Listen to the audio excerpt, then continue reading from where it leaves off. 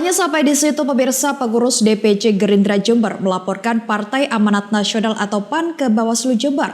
Laporan tersebut terkait dugaan penggelembungan suara yang dilakukan di 13 kecamatan di Kabupaten Jember yang mencapai 8.000 suara yang diperuntukkan caleg dari PAN.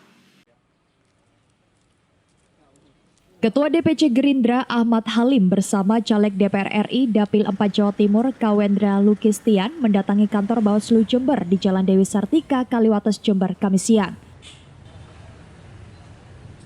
Pihaknya melaporkan adanya temuan pelanggaran pemilu berupa penggelembungan suara caleg DPR RI dari Partai Amanat Nasional atau PAN.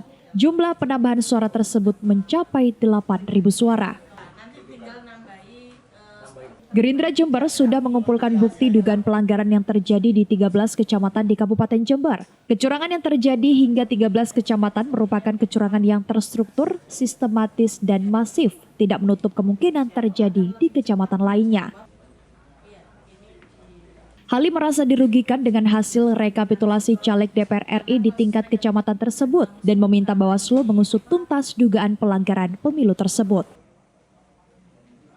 Meminta kepada Bawaslu untuk menindaklanjuti temuan kami, kemudian kami juga menuntut bahwa ini adalah perbuatan tindak pidana karena sebelumnya beberapa hari yang lalu kita tahu bahwa ada penggelembungan suara di Sumber Baru. Ternyata pasca dari Sumber Baru ada temuan lain bahwa bukan hanya caleg Golkar yang terjadi pergeseran, bahkan mengarah kepada partai lain, yaitu partai nomor 12 yang ada.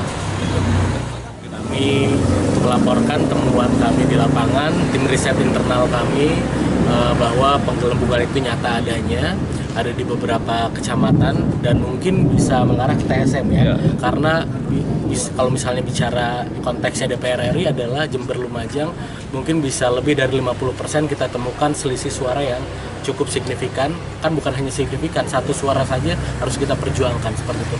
Jadi teman-teman media mohon dikawal sama-sama demokrasi ini supaya tetap berjalan dengan semestinya. Bawaslu Jember akan menindaklanjuti laporan tersebut dengan melakukan pemeriksaan dan pengkajian administrasi karena dugaan kecurangan yang dilaporkan terkait adanya perbedaan suara antara form C hasil dan D hasil.